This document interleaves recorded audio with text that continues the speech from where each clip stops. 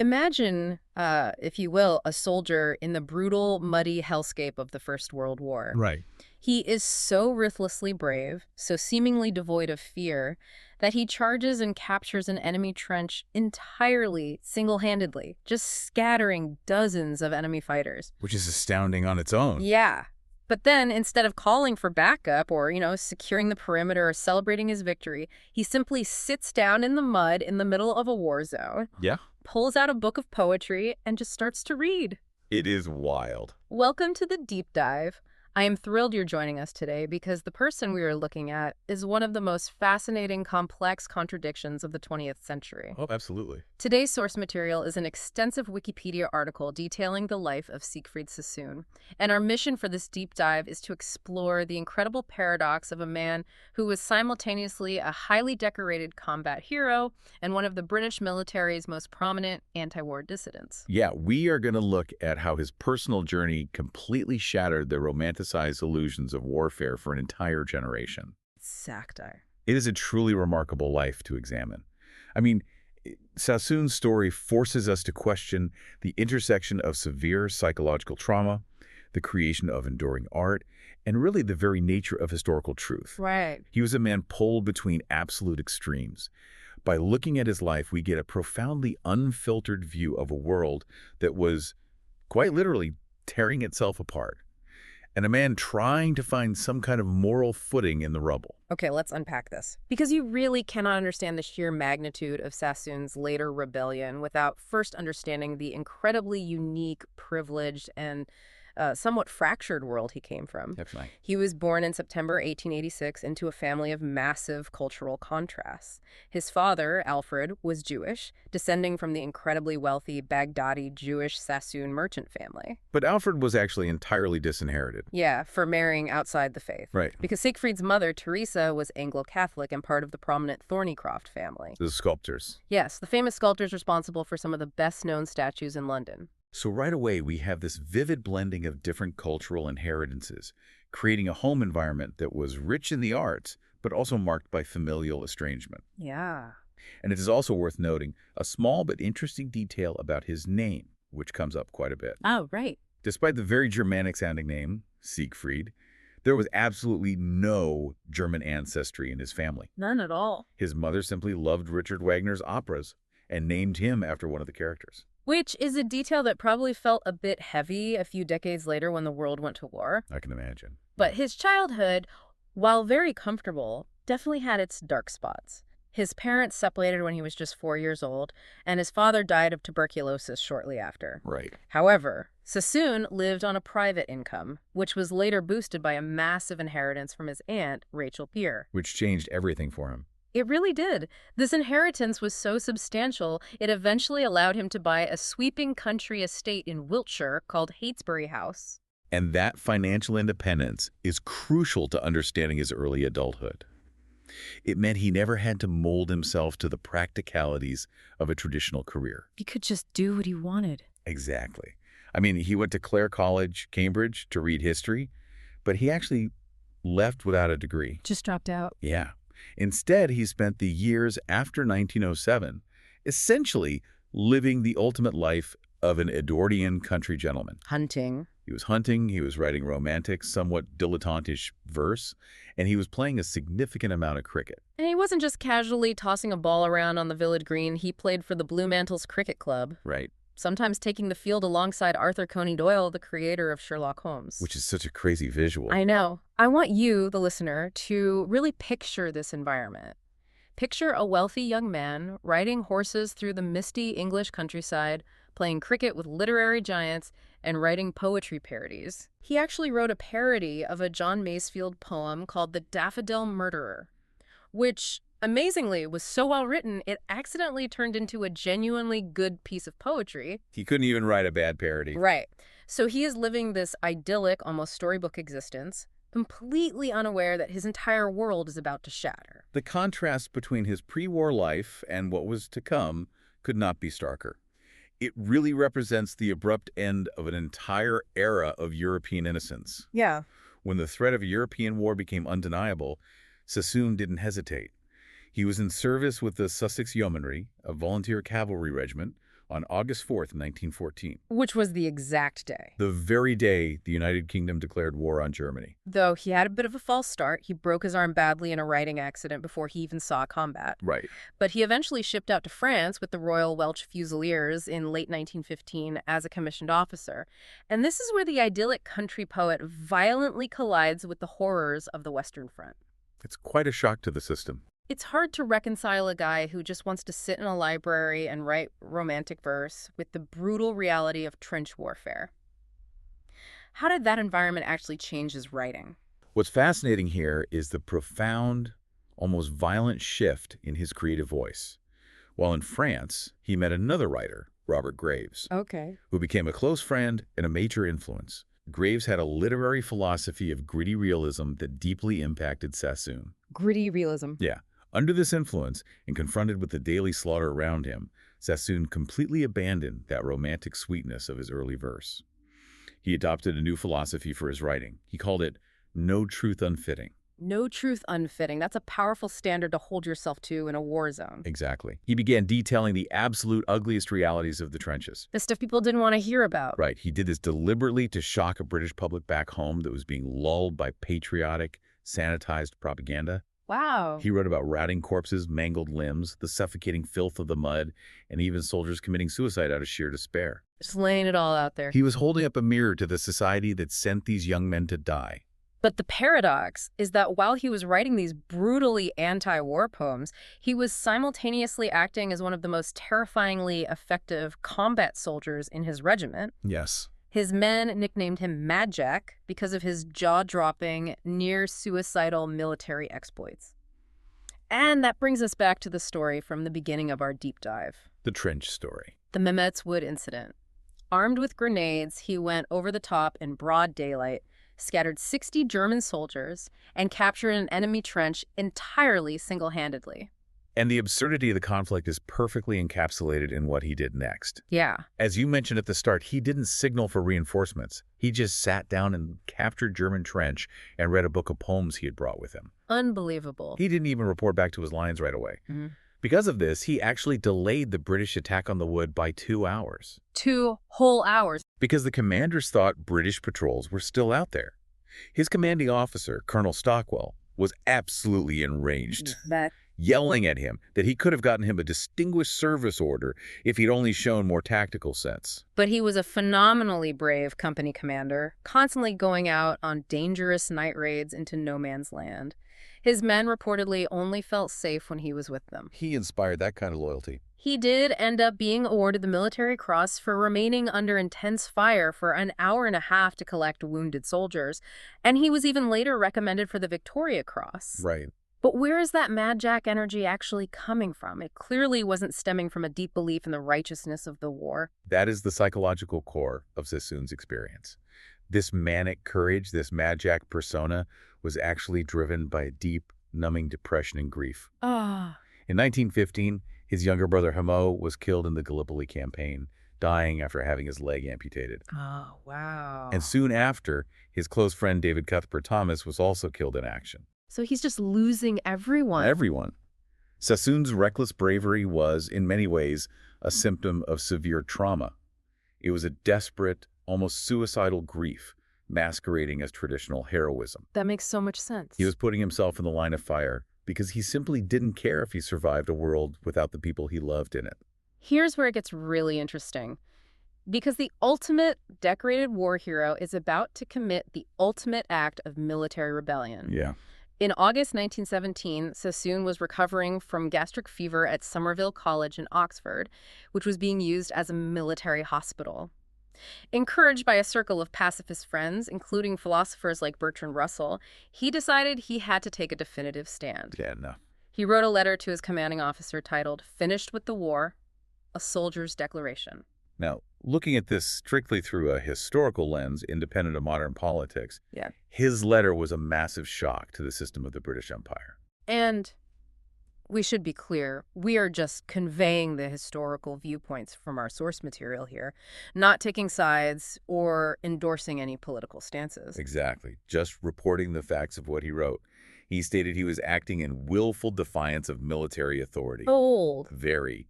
He explicitly wrote that he believed the war, which he had entered as a war of defense and liberation, had become a war of aggression and conquest. Wow. He accused the government of deliberately prolonging the suffering for political ends. It was explosive. It was actually read aloud in the House of Commons. Yeah. By all military standards of the time, an acting officer publishing a letter calling the government's motives into question while the war was still raging was treasonous. Absolutely. He fully expected to be court-martialed, and he was prepared to go to prison for his beliefs. But the military made a very clever, highly calculated pivot. They didn't want a martyr. Precisely. The Undersecretary of State for War, Ian McPherson, along with intervention from Sassoon's friend Robert Graves, realized that court-martialing a decorated war hero who was famous for his bravery would turn him into a very dangerous martyr for the anti-war movement. It would backfire entirely. So instead of a trial, a medical board declared him unfit for service. They said he was suffering from neurasthenia. Which was the medical term at the time for what we now know as shell shock or PTSD. Right. And they sent him away to Craiglockhart War Hospital near Edinburgh. But before he agreed to go to the hospital, there was a famous incident where he threw his military cross ribbon into the sea at Formby Beach. This is a great story. Now, a lot of people misread his memoir later and assumed he threw the actual heavy metal away, but our source clarifies it was just the ribbon. Yeah. The medal itself was kept by his family. His own later account of that moment is incredibly revealing about his state of mind. He stated he didn't throw the ribbon as some grand symbolic rejection of militarism. Oh. It was much more visceral than that. He simply had a deep psychological need to perform a destructive act, a physical catharsis to release the pressure building inside him. That makes sense. He even joked that if he had one of his old pre-war sporting trophies handy, he would have thrown that into the sea instead. Just needed to throw something. Exactly. It was about the physical release of frustration, not just the symbolism of the ribbon. That brings so much humanity to the myth of the stoic rebel. And while he was recovering at Craiglockhart, another incredibly pivotal moment in literary history happens. He meets another patient, a young unknown poet named Wilfred Owen. Sassoon took Owen under his wing.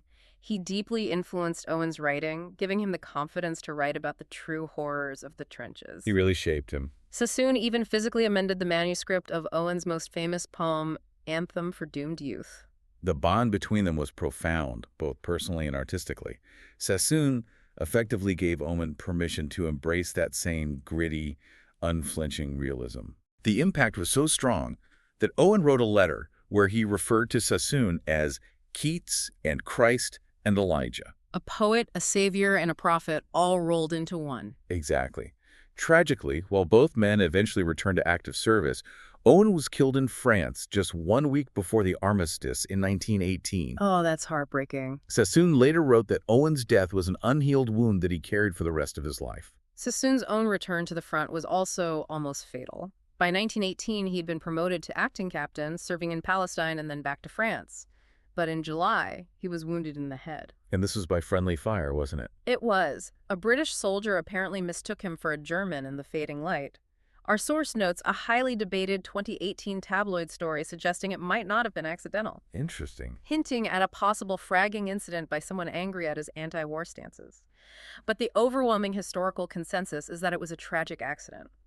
Either way, that head wound finally ended his combat service for good. If we connect this to the bigger picture, Sassoon's post-war life reveals a man constantly trying to reconcile his past trauma with a rapidly changing modernized world. Yeah. As historians observing his trajectory, it's fascinating to see his political pivot.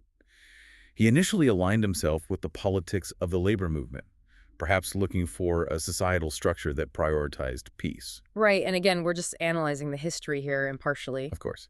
He campaigned for Philip Snowden, who had been a prominent pacifist during the war, and Sassoon even took a job as the literary editor for the socialist Daily Herald newspaper. He used that platform to elevate other voices, employing major names like E.M. Forster as reviewers and commissioning writers like Arnold Bennett. He was really embedded in the scene. He also became a patron of the arts, financially supporting the young composer William Walton. But what I find really beautiful is how his empathy extended across enemy lines, even after all the bloodshed. Yes, his capacity for forgiveness was immense. In 1918, he wrote a poem called Reconciliation, which deeply identified with the grief of German soldiers and their mothers. Wow. He even traveled extensively in Germany after the war, seeking to understand the humanity of the people he had been ordered to kill. But his personal life was just as complex, restless, and unsettled as his creative life. It seems he was desperately searching for a peace he couldn't quite find. Very true. Following the war, he had a succession of affairs with men in high society, including the actor Ivor Novello and, surprisingly, Prince Philip of Hesse, a German aristocrat who was actually the Kaiser's nephew. That is surprising. But his most significant, enduring relationship of this era was with an aristocrat named Stephen Tennant. They were together for nearly 6 years. It was a passionate but intensely difficult relationship.